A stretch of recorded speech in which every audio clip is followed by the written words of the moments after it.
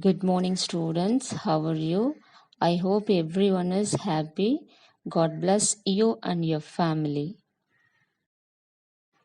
In the previous section, we saw about photosynthesis and respiration in plants.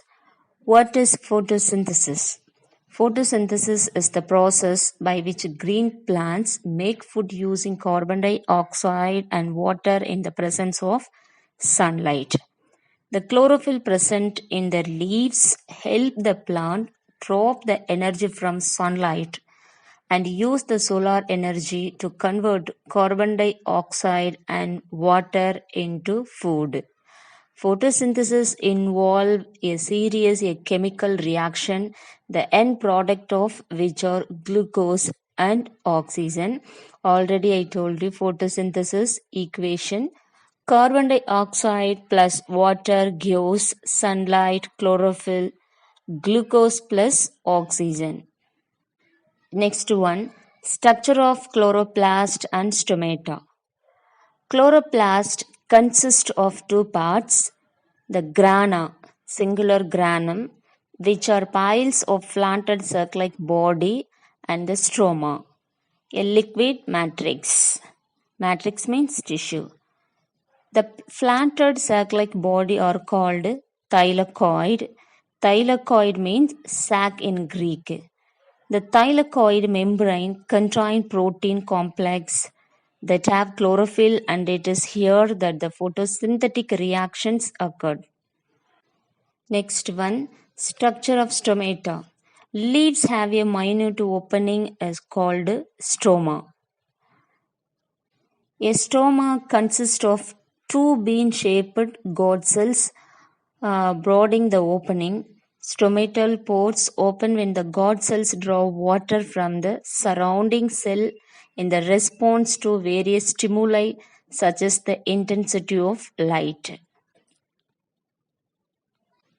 The stomatal pore allowing for the exchange of gases. When the God cells lose water, they shrink and close the opening. Stomata usually open during the daytime, close at night. Next one, significance of photosynthesis. Most organisms need oxygen for respiration. Their life could not have been sustained had plants not renewed the supply of oxygen through photosynthesis. So photosynthesis also helps to maintain the level of carbon dioxide in air. Next topic, respirations. You have learned previous that the plants exchange gases with the atmosphere through stomata, which are present mostly on the leaves. They also exchange gases through the pores of the stem, root, tubers, and fruit. Types of respiration. Respiration divided in two types, aerobic respiration and anaerobic respiration.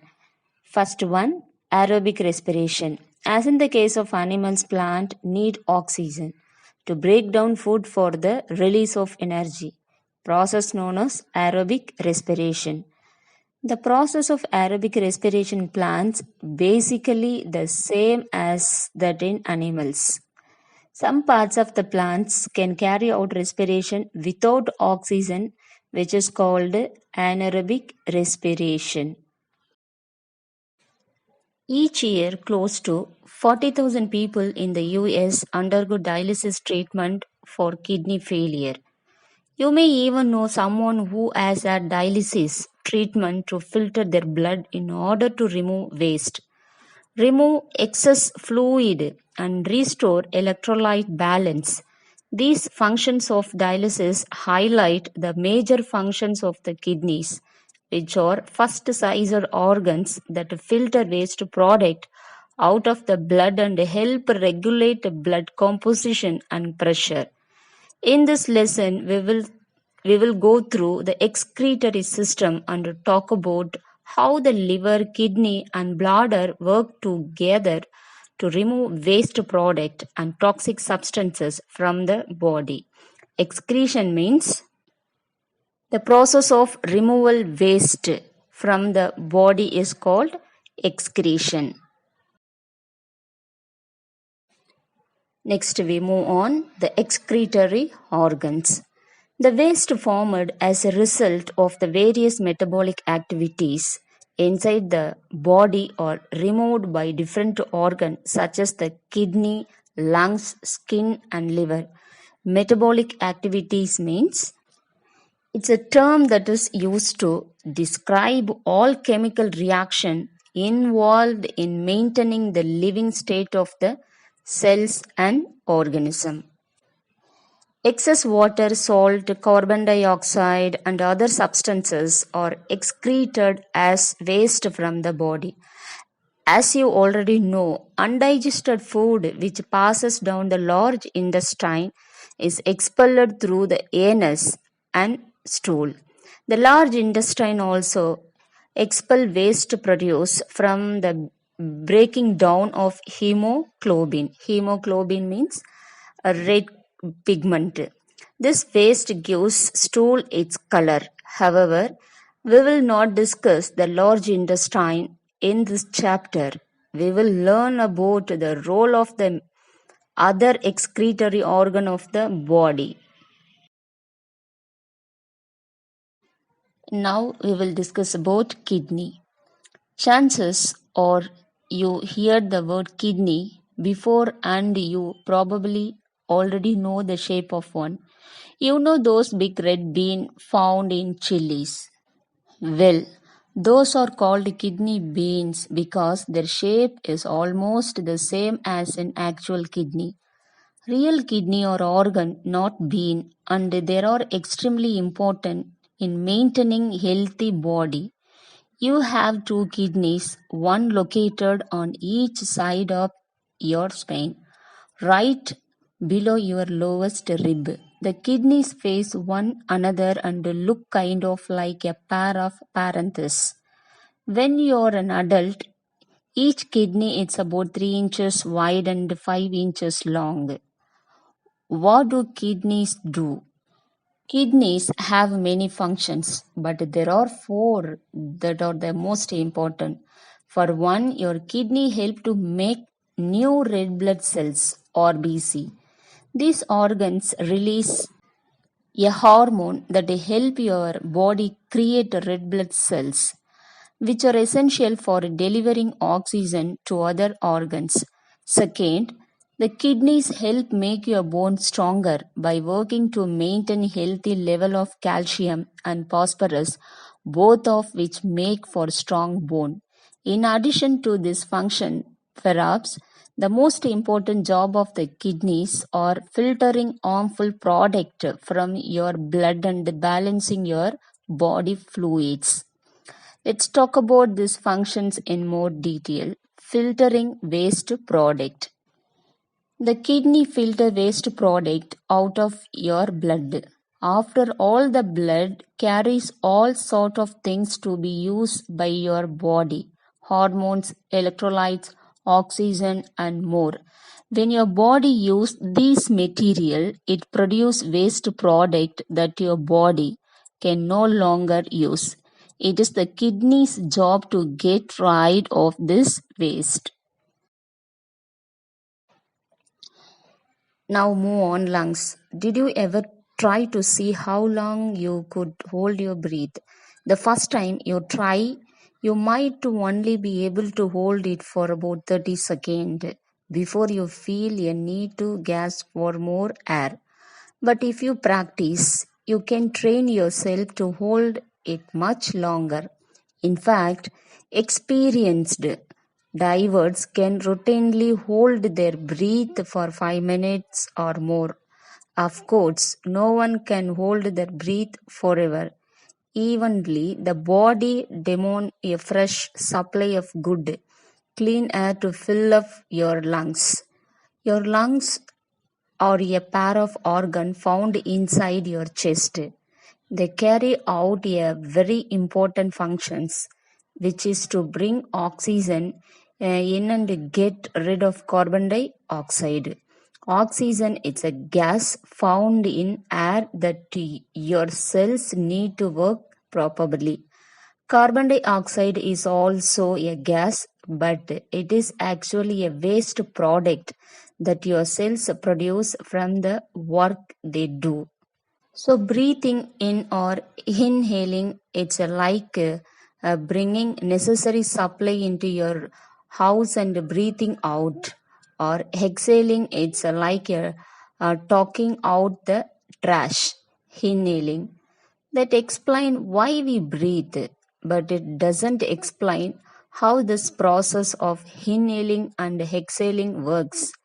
Well, it all start with the diaphragm, which is a wide muscles that lies below the lungs.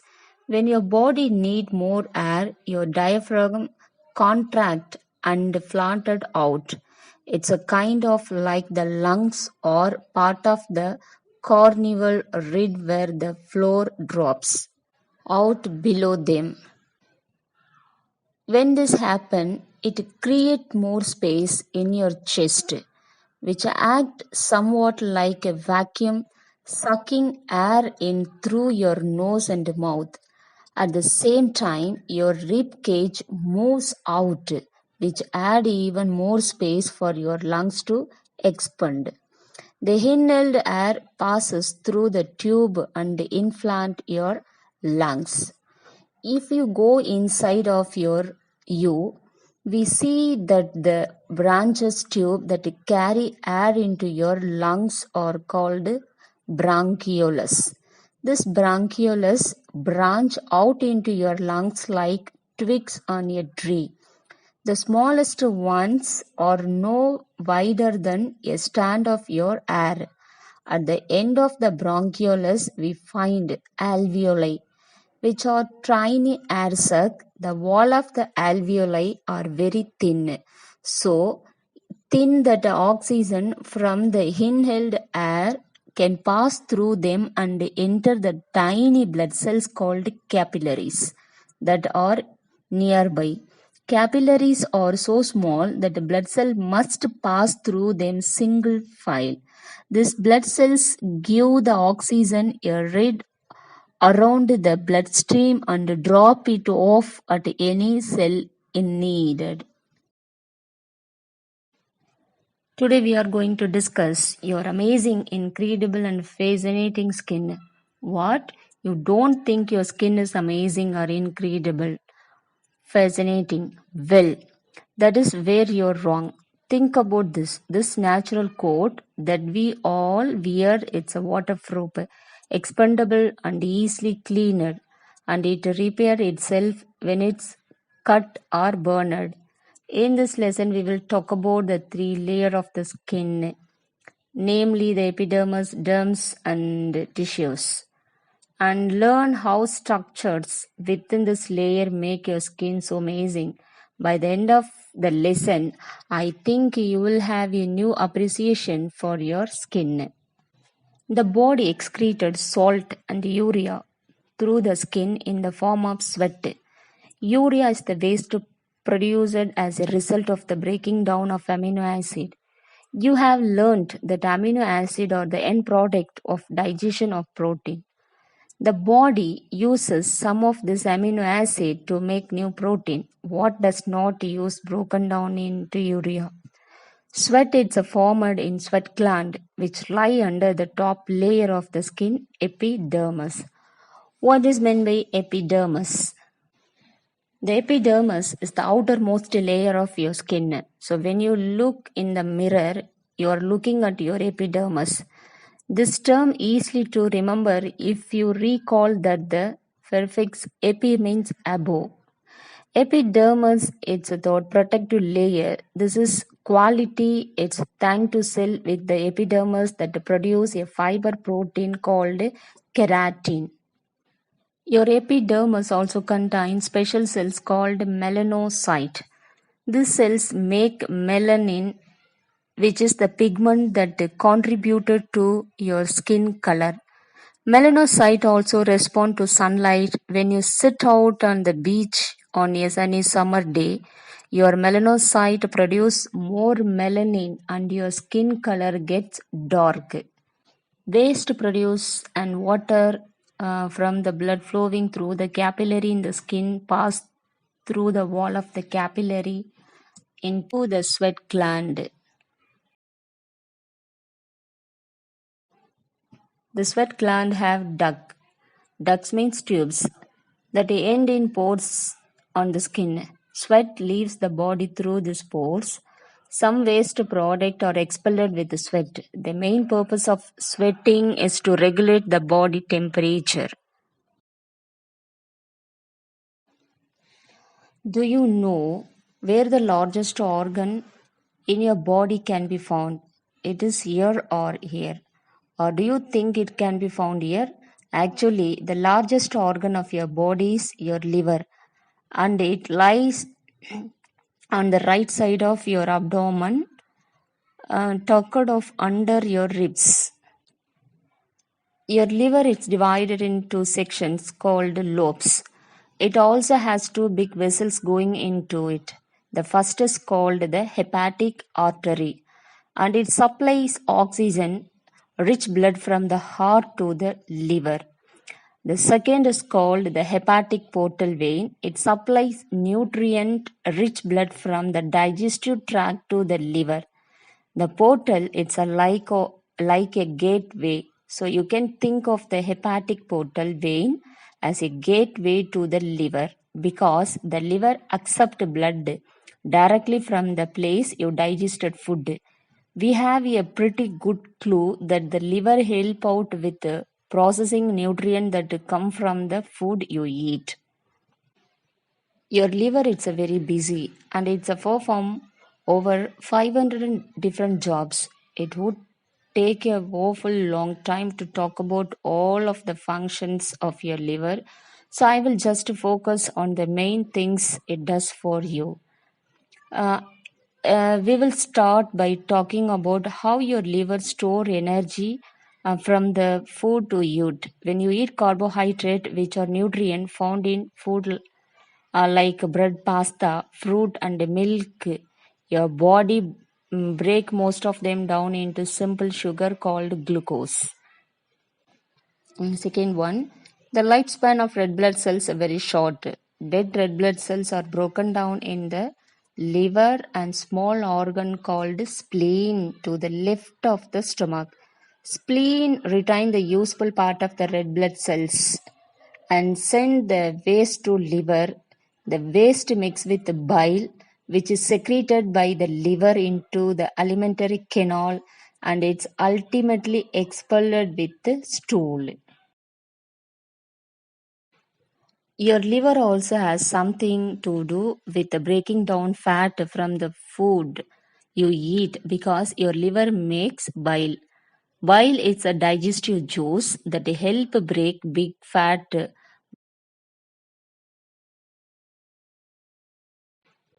Your liver also has something to do with the breaking down fat from the food you eat, because your liver makes.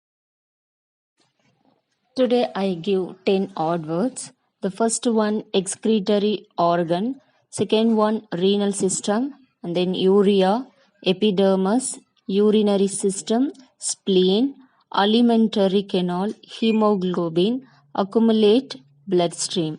Once again, excretory organs, renal system, urea, epidermis, urinary system, spleen, alimentary, hemoglobin, accumulate, bloodstream. Today biology assignment, learn all three question answers. Thank you.